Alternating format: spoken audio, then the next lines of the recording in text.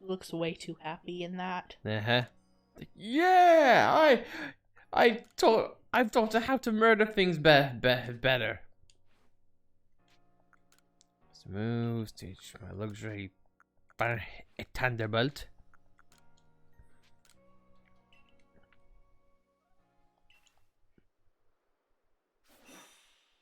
Shouting!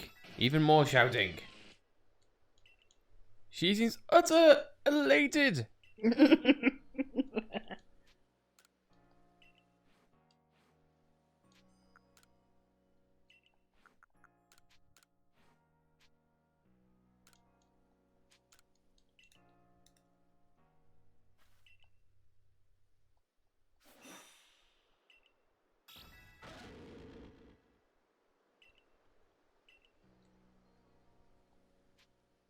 I was like, Pokeball moves every time it snaps back to her. I was about to say, yeah, that's what it does. It's like, okay, fair enough. It's like Dimitri's cape. Uh-huh. I guess it just doesn't expect the model just to move so quickly. But anyway, though, I guess while we're here and just going through like the sorry, gets me every time. I guess we can just talk about the game in general. So yeah, I'll let you take the lead, and you can talk about anything you want, whether it's the gameplay, the plot, the music, the graphics or whatnot. I'd love to hear your thoughts first. I mean, it's kind of hard to talk about things that haven't already been said for the most part. I mean, if you want to give a brief summary,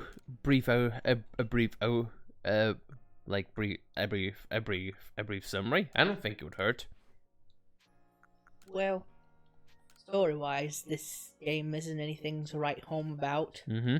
But for some reason, even though I'm a story-driven person, I keep wanting to come back to this game. I definitely feel like its gameplay loop is its stronger point. And to be fair, that is what this game set out to do. Its intention of existing is solely just so it can create a new Pokemon experience with a different mechanic and new gameplay loops.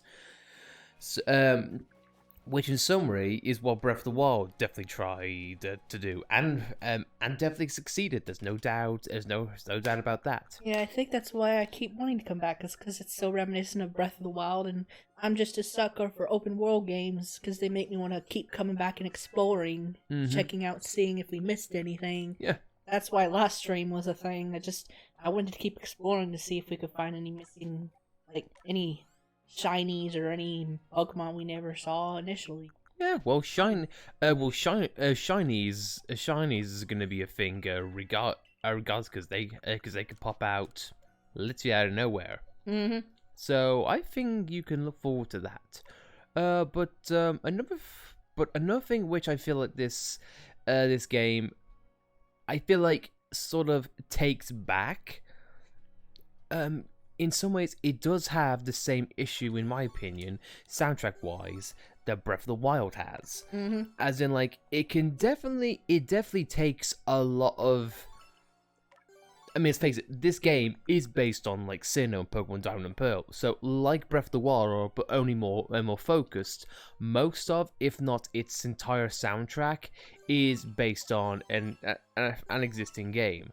Now, for people like me who can literally pick out a tune and think, you know what, I like that new rendition of this tune or that tune, it's all good.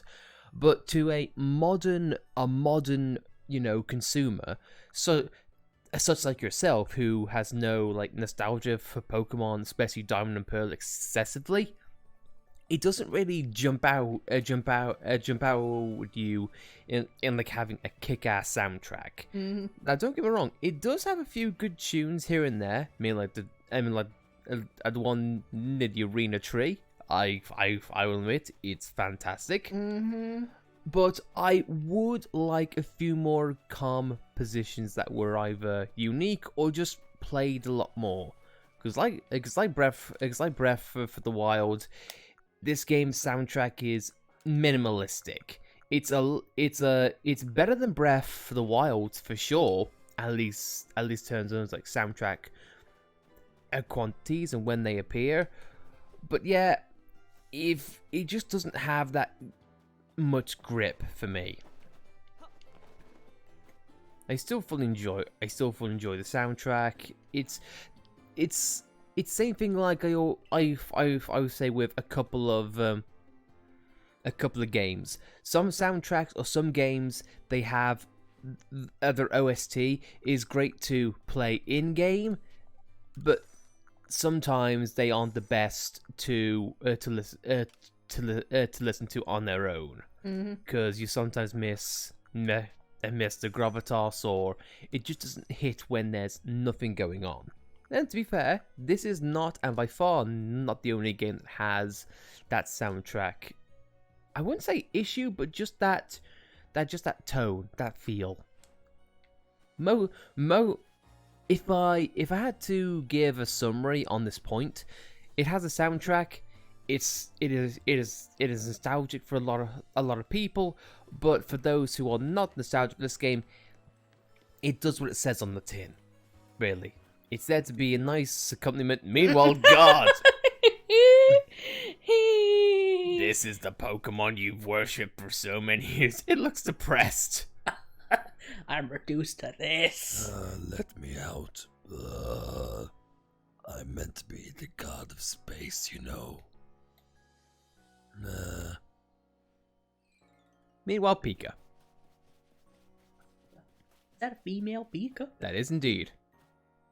With the heart. So yeah, soundtrack is it's alright. Just not something that I personally would listen to a lot outside the game, but hey, that's just me. That is inherently me. Now, along with soundtrack setting a tone and whatnot, you then have to go to the visuals, and oh boy, this is where we get a little bit muddy. This is where we get a little bit negative, unfortunately. Even Breath of the Wild, even Xenoblade Chronicles, a lot of Switch games that came before it have looked a lot better. Can I say, both in graphical fidelity, both in textures, and can I say, even the sunsets and whatnot, they don't look that vibrant. They don't look that fantastic. And for me, that is not only what was it a sticking point to the marketing of this game, because as soon as the first trailer came out, that was one of the main complaints that a lot of people had about this game. Like, it doesn't look great, but there was the theory of it's still being in development, so maybe the graphics will get, and we'll shine on. Unfortunately, nah. It did not get better as time goes on, and especially on like docked mode, it don't look great. Now, possibly it gets a little bit better when it comes to like the Switch OLED, because improved screen and whatnot. But the Switch OLED does nothing for docked mode. So, yeah. Yeah, I'd say this looks on par with Xenoblade Chronicles Wii. Yeah, well, ooh, I'll take that. Thank you. At least the ground does, I think. Yeah, the ground, the grass textures, the rock textures, especially on the walls. I don't know, just when you get real close to them, you can definitely see the shadows peeking. I wouldn't say it looks like PS2 graphics, but there is one thing that I cannot forgive this game for, is the amount of popping that you see.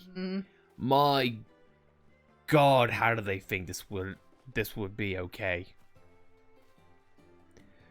But either way, yeah. For a game that what the game is, let's face it, Game Freak is not Nintendo, but it's as close as someone can get to being a first-party studio of freaking Nintendo. And I just feel that the resources this game had, and possibly had at its disposal, yeah, I don't feel like it doesn't its looks could be a hell of a lot better. Mm-hmm. It's not a deal breaker for sure, but when you notice, it definitely takes the immersive bit out of it for sure.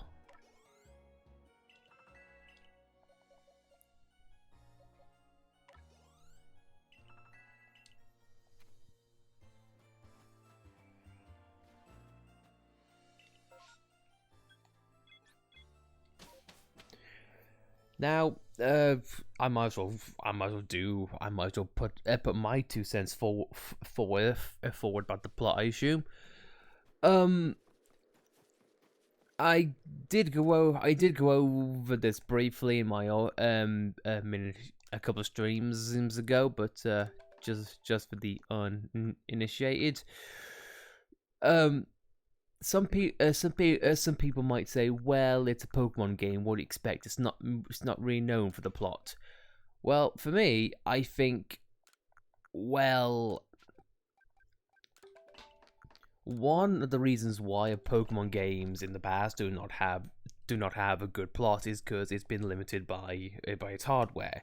You can't do massive cutscenes or massive visual effects on something like, say, the Game Boy Advance, or I'd say even the DS at a push. But as Pokemon games have got on, and you know what, in some ways, I could even look to like Pokemon Colosseum or Pokemon XD. Thank you, battery. When you're on better hardware, you can flesh out the game a lot more. You can do a lot more environments. You can do a lot more visual storytelling, and I can definitely say one of the things I remember about Pokemon XD and Colosseum is that I was enjoying the plot. It wasn't groundbreaking, it wasn't Shakespearean, but you know what?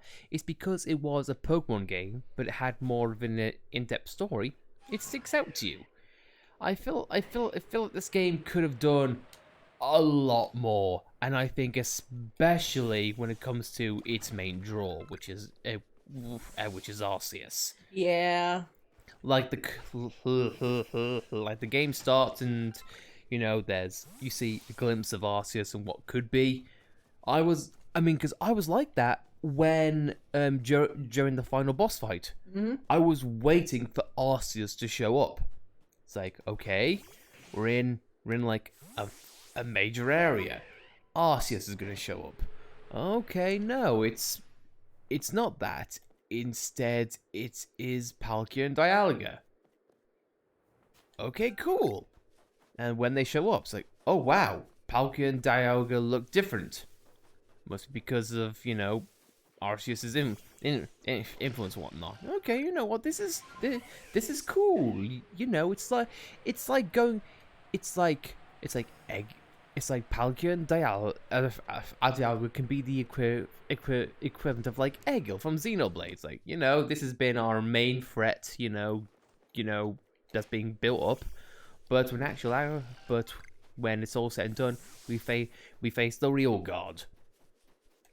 I don't know. Well, here's what I kind of expected from the plot. It's like, we started off with Arceus talking to us, and we suddenly fall through that void, and with the way Arceus talked to us, it made me think that maybe Arceus wasn't the antagonist, but like, we came in here, and there was a bunch of time distortion voids, and I don't know much about Pokemon, but I know that Dialga and Palkia have something to do with space-time, and I figured that, maybe, because, like, with the alpha Pokemons, I probably just read too much into everything, but, like, the alpha Pokemons might have been, like the equivalent of fog beasts with space-time, and I figured, alpha Pokemons, maybe that means Dialga and Palkia have gone rogue, and we need to calm them down, and Arceus is like, Arceus tells us to do that, and he helps us calm them down, and I was hoping we would also get our way home in the end. Yeah, I know. But now we're stuck here. Yeah, I know that's actually a good point. One of the main sticking points I had with the plots, and this is still a thing. Like, you know, we get dragged from home, appear out of nowhere. We get stuck in what is like prehistoric, well, not prehistoric, but ancient Sinnoh, and yet we're like, okay, I guess we're here now. No one's gonna question, where we came from, or or find out how we get home or whatnot. Even we don't have any. Even we as a character doesn't have like any strife, or any problem with it. It's like, oh, okay, I'm far from home. Oh well, I guess I live here now. Yeah. It's like, what? And also to your point about Dialga and Palkia going rogue. That's actually been done with Dialga and Palkia in the past Pokemon games. As in, like, for example, the Mystery Dungeon games. As a spoiler alert, it is literally because one of the Pokemon goes nuts and wants to destroy everything. Yeah, because it brings more of a point. It's like we had to calm down the noble Pokemon, so I figured that was leading up to us eventually having to calm down Dialga and Palkia, and Arceus would be there to battle them with us. Like, he would become our Pokemon, and we would battle Dialga and Palkia and calm them down with Arceus on our side. Yeah. And it's just so weird.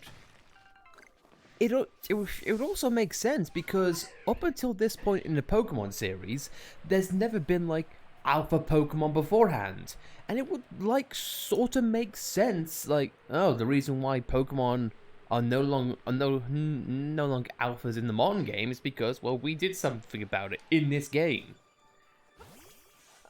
I don't know, man.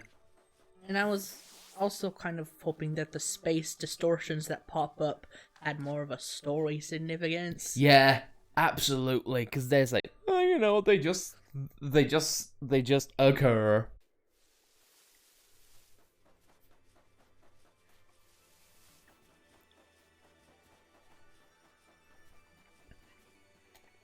I'm the plot as well. I'm expecting like all characters to have a much more significance, I suppose. Mm-hmm.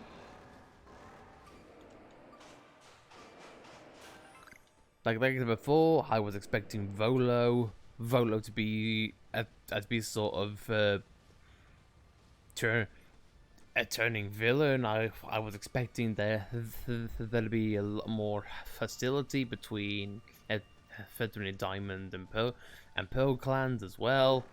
No, and just the whole and just the out of nowhere turn of the villagers as well. It's like, oh, it's clearly must be you, person who's done everything to help us and asked nothing in return. Yeah, okay, where is the thing?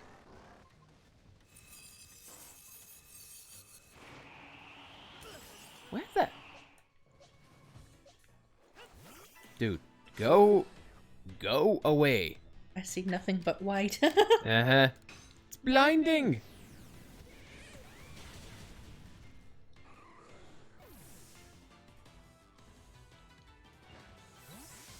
Right, now.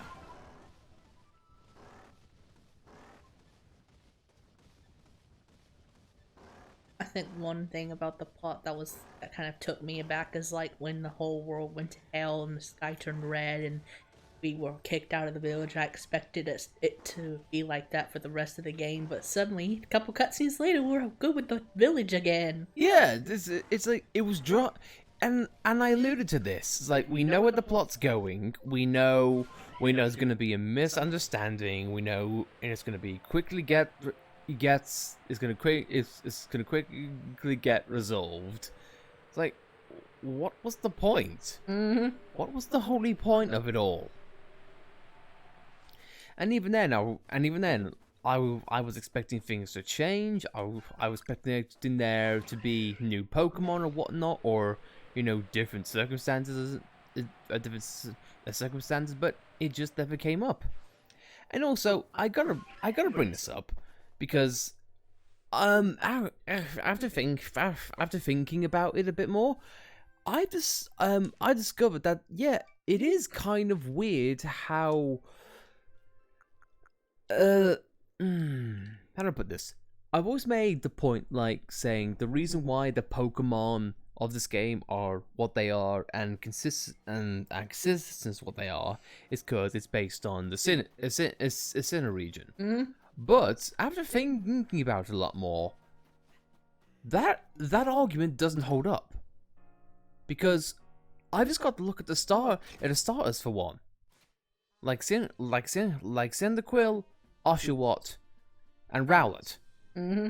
They're not part of the Sinnoh Dex. And there's Alolan Vulpix is in here. Yeah, as well as, hang on, I mean, let's go over the Pokedex as is. Okay, for one thing, starters, not part of Sinnoh Dex. So, mark number 1. Have a look. Sylveon, of course, mark down for that. Which generation is Sylveon? Fifth. Diamond Pearl was 4th. Mm-hmm. Actually, no, wait, 6th. Yes, Sylveon is 6th generation. Is that black and white? Fifth generation is black and white. Mm-hmm. 6th generation is X and Y. Okay. He had the Kalos region. Mm-hmm. So there's that. And yeah, having evolved forms of Quillfish, that's entirely new for this generation as well. Where is that one defining example? Yeah, Gumi, Sliggoo, and Gudra. They weren't part of Sinnoh. They were part of Kalos, X and Y. So what the hell are they doing here? Mm-hmm.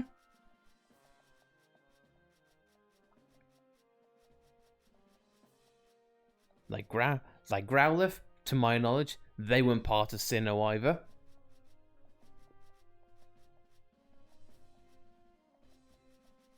To your point, Alolan Vulpix, not part of Sinnoh. It was just there, just for the sake of it being an ice world. We haven't caught a Fable yet. Well, that needs to change. Yep. Bergmite and Avalugg, they weren't part of Sinnoh either. Zorua and Zoroark, they weren't part of Sinnoh Dex. Rufflet and Braviary, they weren't part of Sinnoh. So, on the argument, it doesn't hold up. They could literally add any Pokemon in because it's what they've done. And even then, it feels limited to me. Yeah. It's like, we haven't seen them. There's no Meowth. And even, like, it's hard to find Pikachus and whatnot. I mean, for Pikachus, I can imagine it being down to them wanting to be scarce on it because it's rare, you know. Pikachu's a mascot. Mm-hmm. But yeah, if they're gonna open the door and bring in any type of Pokemon just because they feel like it, they could have brought in a bunch more others. Yeah, I think the Snow World bothers me the most regarding that. Yeah, I know. Compared to things like fire types, ice types, or fire types and grass types and psychic types and whatnot, ice has a limited choice pool in comparison. But there are far more Pokemon that are better suited for that. And here's the thing that bothers me. A lot of people might point into this and think, oh, well, Game Freak, they can't model every single Pokemon. And that's fair. Asking them to model near enough 1,000 Pokemon, of course it's going to be a big ask. Mm-hmm. But on screenshots and just videos I've seen of Pokemon Sword and Shields, there are Pokemon in that game that don't appear in this game. You're saying they can't. You're saying they couldn't. They can bring over sword and shield models because they've been notorious for doing that in the past. Also, speaking of which, you're saying, well, they're not. Are you saying they couldn't model other Pokemon and bring them in? Look up there. What is that? That is Sword and Shield's version of Weezing. You're telling me that they're okay with acknowledging other regions and other Pokemon in in, you know, like aesthetic form, but not actually bring them into the game.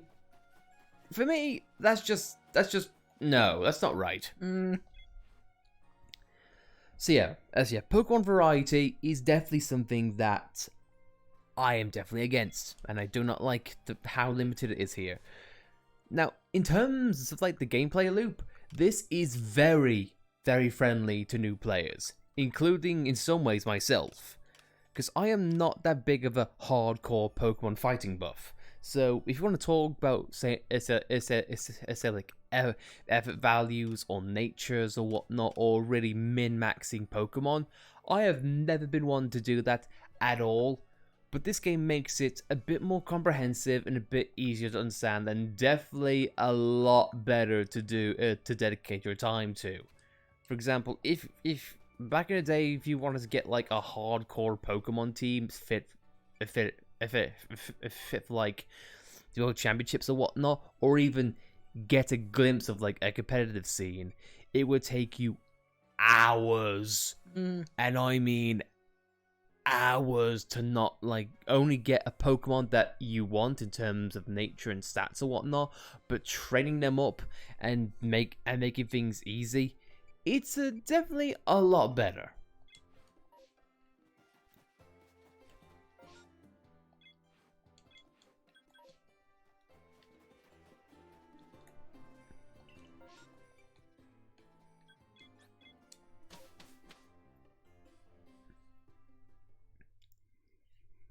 It's just like you can definitely tell this game had a lot of focus on its main gameplay loop, and it being a Pokemon game.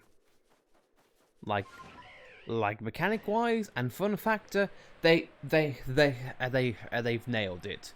The core focus of this game, they've got down. It's just everything else around it really needs to be tightened up.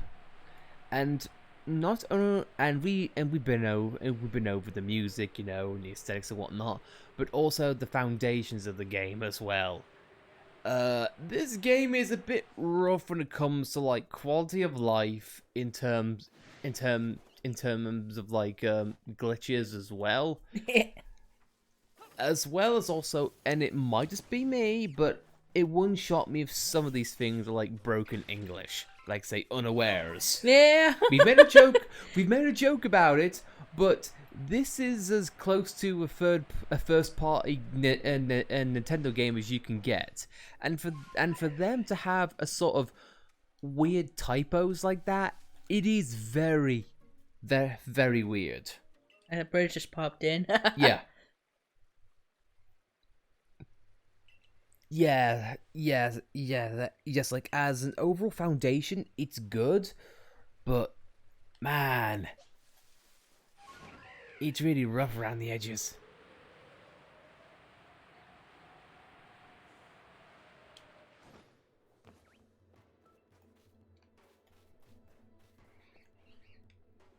And also, I guess based on this one, as well, it's very consistent on like side quest wise.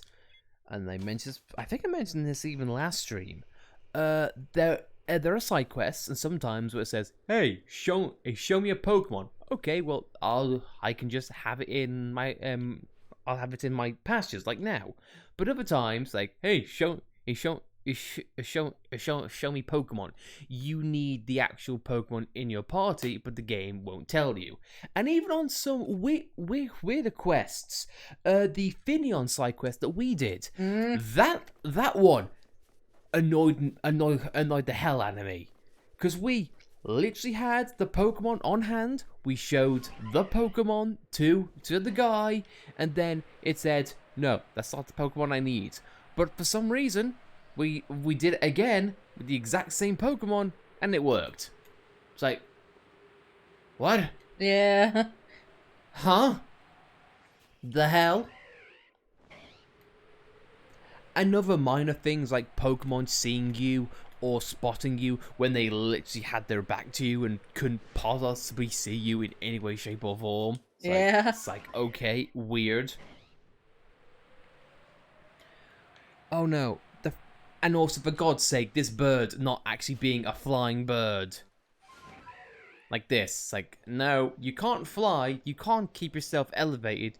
All you can do is go down. It's like, really? Really? We go through all this trouble and you can't... You can't even give... Even, okay, we died. We couldn't even, like, get a fully flying bird. You have to mess us around like this. Like, this is something that even PS2 games or PS1 games got right.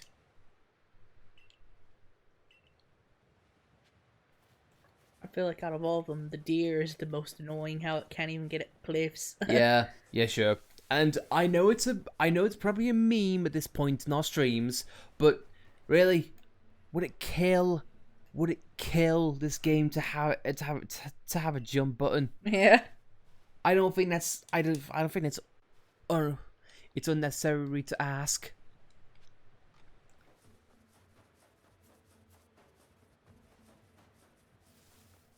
I know it's a nitpicky, but it would be kind of nice if, like, how we throw berries at wild Pokemon, it'd be nice if we can use a mechanic like that to feed our own Pokemon. Yeah. Befriend them and whatnot. Yeah, I honestly, because that's what you have been able to do in the past. You've been able to feed something to Pokemon, and it gives them a bit of a boon. This something that at the Pokemon X and Y did. You could feed your sweets at Pokemon. You can get little interaction with them, and you can even feed your horse in Breath of the Wild. Yeah. So we just can't understand how this game has probably a bigger budget, bigger scope, and better tech to run on, yet it still can't have all of the minor charming things that other Pokemon games had. Oh no. I mean, like, you could even dress up your Pokemon in some games. Yeah, sure. I think it was in... Oh, sure. Let's Go, you can. Let's Go, and I think at some point you can do that in Sword and Shield. Hello? Hey, Bomb, not now.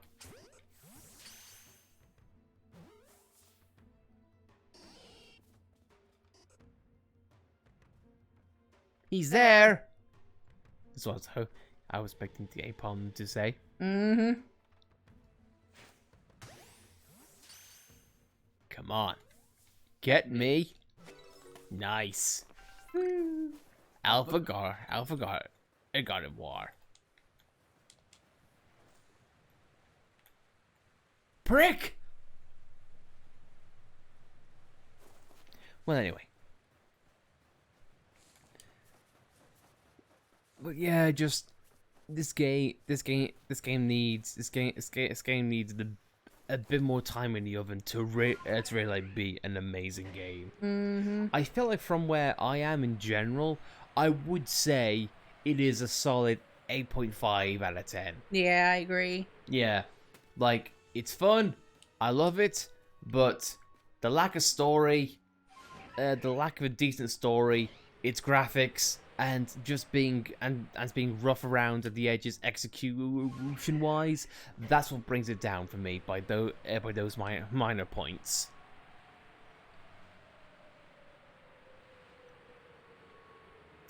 But however, I would like to think, and I said before, but I really hope it's okay. I'm really hoping that this is just the start of a foundation for this type of series. Like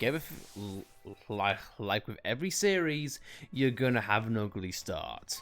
With every first time you do something, you're gonna not get things right. And I hope, God, how I hope that Game Freak, Nintendo, or whoever makes the big decisions this place looks at what this game got right and thinks, you know what, we should give this another go. Tighten things up and, refine a few things and just experiment more. I hope so too, because I definitely prefer this format over the classic Pokemon. Oh, I know. I mean, it does make me wonder how you would handle the later Pokemon games. For example, Let's Go, and Sword and Shield. Mm-hmm. Because we played the demo of Let's Go, didn't we? Yeah. And can you remember how you felt about that game? Well, I can remember it being co-op, I think. Mm-hmm. It is co-op, without a doubt. Yes. And I can remember Floaty Fall. Of course. I remember Floaty Fall for a myriad of reasons. All of which I'm not going to say on camera, on camera, but hey ho. But yeah, honestly, it makes me wonder how you would fare, because you can dress up, and interact with your Pikachu, or Eevee. You can dress them up as well. And plus, it's a solid retelling of the first game, even though it's been more focused and more colourful. Mm-hmm. Might be something to think about. Yeah. And it does make me wonder how you would handle Pokemon Sword and Shield as well, because it's based in Britain, don't you know? Mm-hmm. I wouldn't mind, just, of course, I've heard a lot of negative things about it. Well, those problems are from the game's own making, like Dexit, I think it's called. Mm-hmm. I still remember the argument, and in some ways I still think it is an issue that Nintendo and Game Freak brought upon themselves, because Pokemon, its main thing has been like, you gotta catch them all. They are shooting themselves in the foot by saying, yeah, sure, gotta catch them all, except in this game you really can't, because we didn't bring every Pokemon in. Is it unrealistic? Yeah, a little bit. But if you've got the resources and the respect and the goodwill that Game Freak has brought on themselves, surely you would know, if we didn't do this properly, then we would get a little bit of an ire. That's like having a Sonic game that's not fast. Mm-hmm. Like the more successful you build up your franchise, the more expectations you're gonna bring upon yourself, and most of the time they ain't really going to be fair. But hey, it is what it is. Unfortunately, you know what? I might as well just beat up.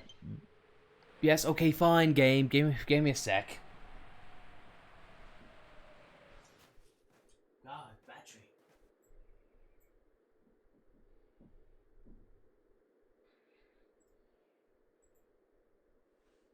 We're good. Just where I clicked off stream there.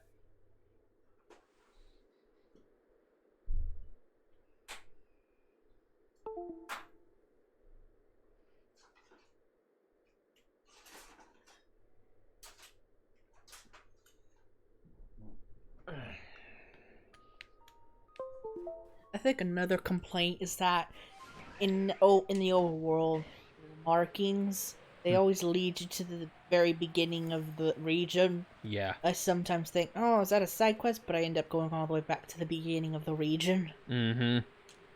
And sometimes when I pick up a side quest, I want to go on the side quest, but it defaults to the story quest. Yeah. I mean, I can understand that. I think another complaint I have about this game is its damage scaling. Yeah. Yeah. Because as a veteran Pokemon player, as I would like to assume myself, because I've been playing since Gen 1, damn it! I'm an OG Pokemon trainer. But the fact that you would think, oh, an attack, the levels, they don't mean much at the very start of the game. Because a Pokemon on an attack that you would expect to do X amount of damage actually does a hell of a lot more than what you were expecting. And that's happened to me a bunch of times in this game, and really, I'm not really a fan. I need to beat you up because I need to learn. I need to learn about you. Die. Another thing which I do not like is how in some battles, especially during the major boss fights, for some reason the game is perfectly okay with putting you against 2-on-1, sometimes 3-on-1 situations. In that scenario, because the franchise has done this in the past, they will insist on it being a simple 3-on-1 situation when I have more than one Pokemon. So why in the hell am I being put on the back foot when the game would be just as fine if it offered me a 3-on-1, as in like a 3-on-3 or a 2-on-2? I wonder if is doing that to artificially increase the difficulty. But what they do though is in those fights they lower the Pokemon's levels on your opposing side because you don't want to be too hard and too difficult. But then in that case it just equates to, well, what was the starting point? You might as well just have 3-on-3 and then just all Pokemon levels be even. It's either that or they know for a fact that they know for a fact the damage scaling is a little bit off, so therefore they try to mitigate that. Again, either way, it doesn't make sense in my mind because it could have been easily done by just having even levels and even playing fields. I also feel like all of the status effect stuff could have been put away and replaced with something more useful. Yeah, because I will be honest, getting buffs or getting debuffs in this game, like poison or paralysis or whatnot, it really doesn't do much. I fed you.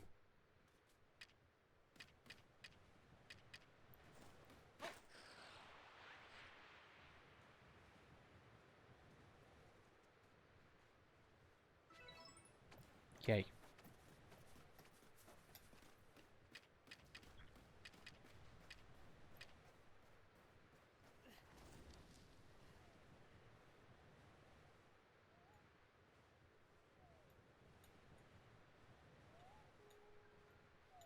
Ah, he's sleeping. Get him.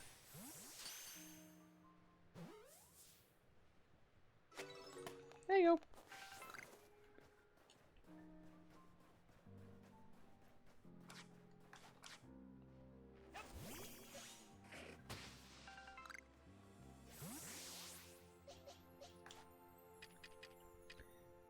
Just some of the things the game gets right. It really gets right, but it needs a lot more time.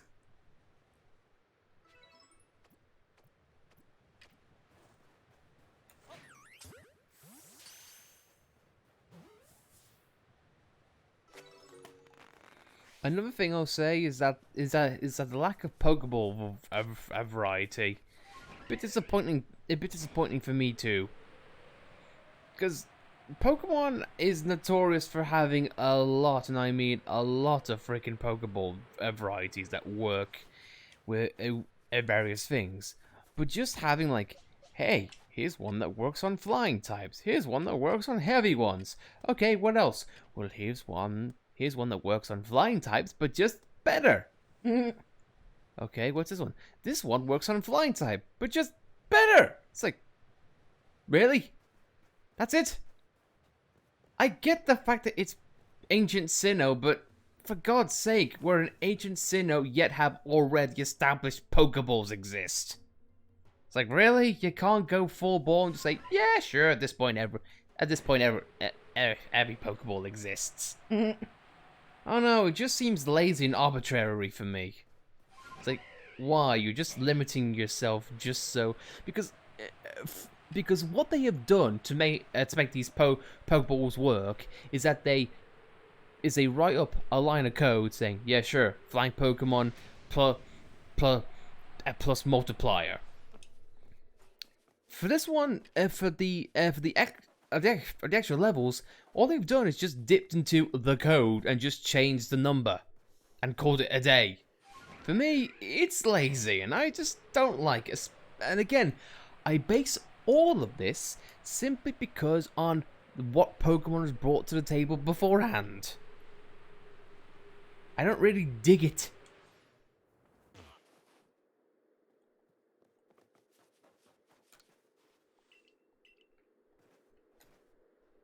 Fine, where's the nearest southern camp?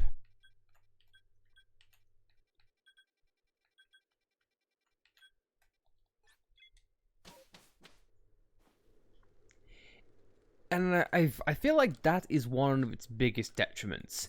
If, for example,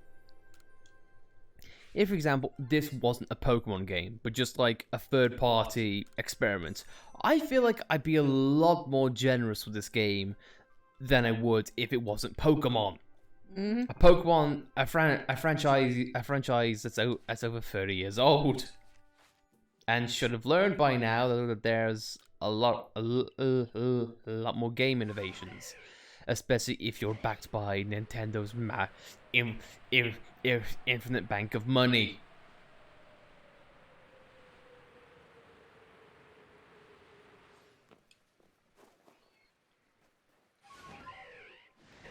But I will say one thing that I love is that it dips in more into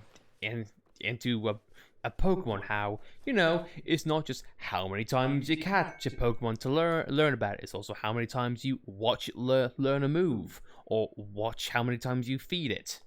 You know, and that kind of thing is intriguing. Yeah, I like it. It creates more interest around a Pokemon.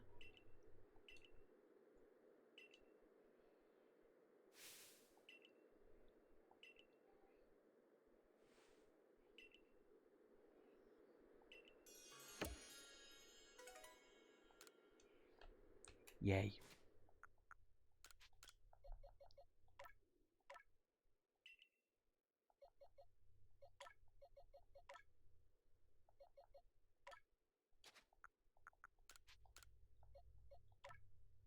Great Pebble.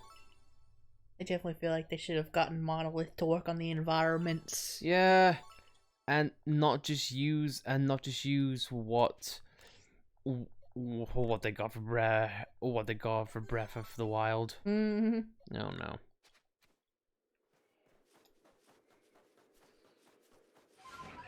This game's intentions is to innovate on Pokemon mechanics and gameplay, and it does that. It does it well, and it does it fantastically. Everything else needs to be refined.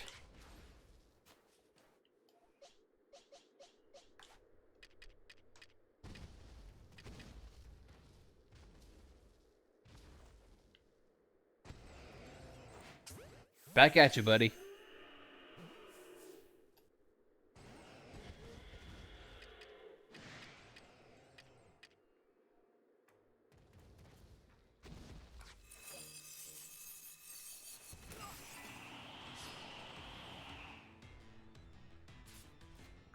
I think you should be nice and get in the ball. Please. Well, that just won't do. That just won't do. Get in the ball.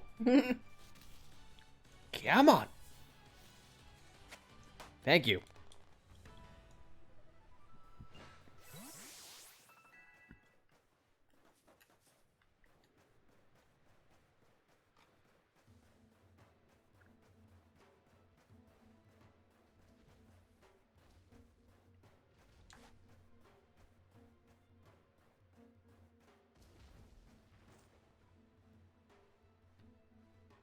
Being sneaky.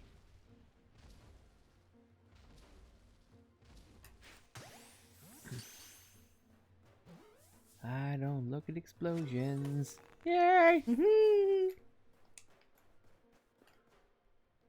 Alright. No, wrong, wrong Pokemon done to evolve. I fought you with my Eevee. Damn it! I got excited, and then immediately disappointed.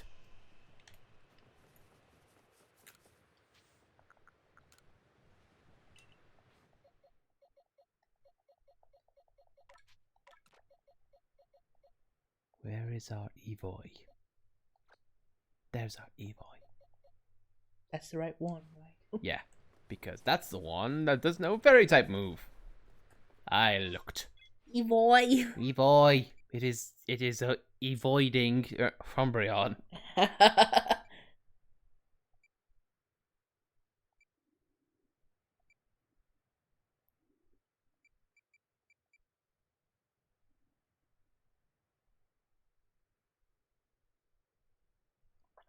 Well, if Frey will be able to find one of those, and maybe.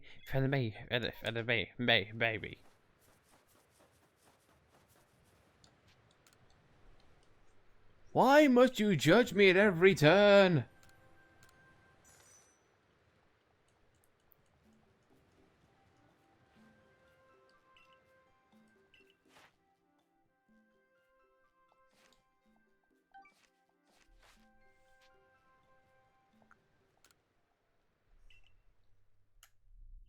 It would be nice if it gave you an option to go to the village, stay here, or select another region to go to. Yeah. I'll have to go to the village and then out again. Uh-huh. If I agree with you on that one.